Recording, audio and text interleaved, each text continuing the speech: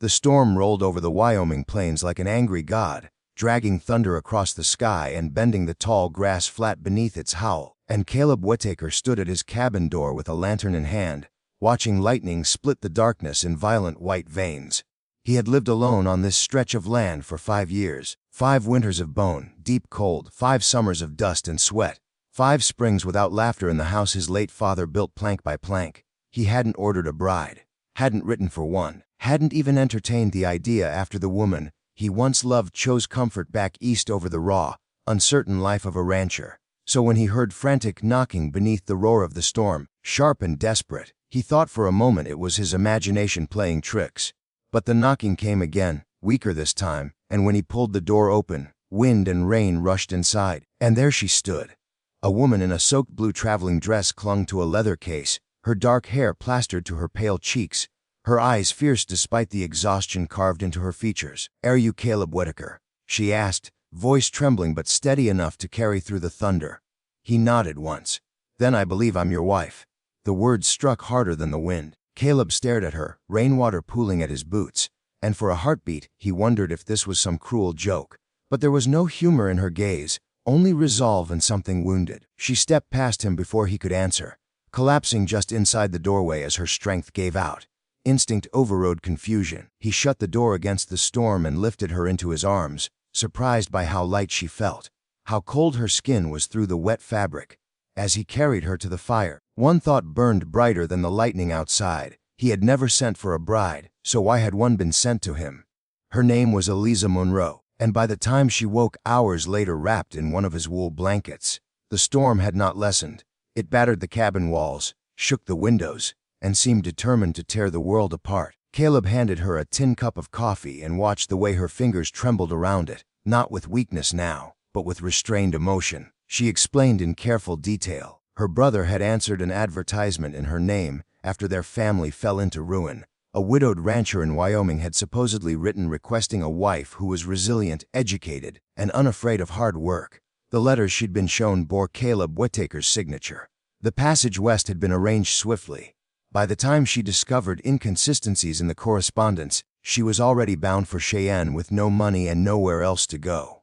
"I thought perhaps you had changed your mind," she admitted, lifting her chin though her eyes shimmered in the firelight. "But I had no other address to turn to."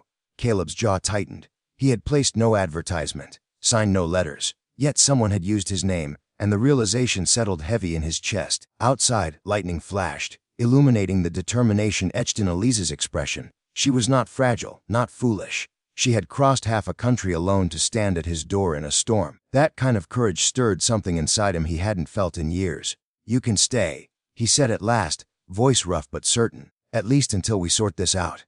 Relief washed over her features, though pride kept her spine straight. She nodded once.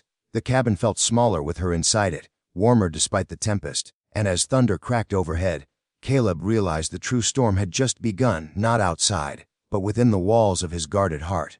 They moved around each other cautiously that first evening, strangers bound by circumstance. Eliza insisted on helping prepare supper, proving she was no delicate ornament but capable and steady with a skillet.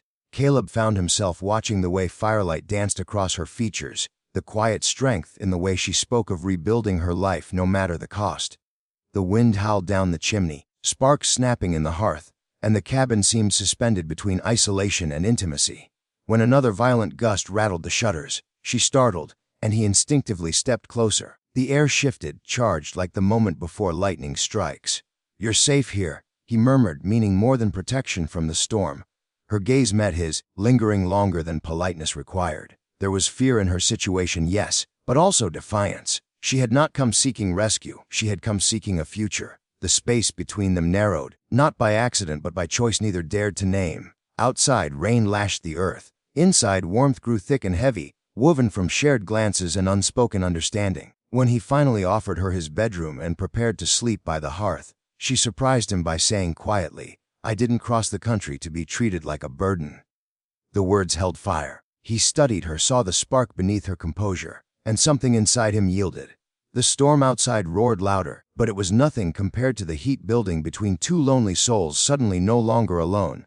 By morning, the storm had not passed. It had intensified. trapping them inside with sheets of relentless rain and roads turned to rivers of mud.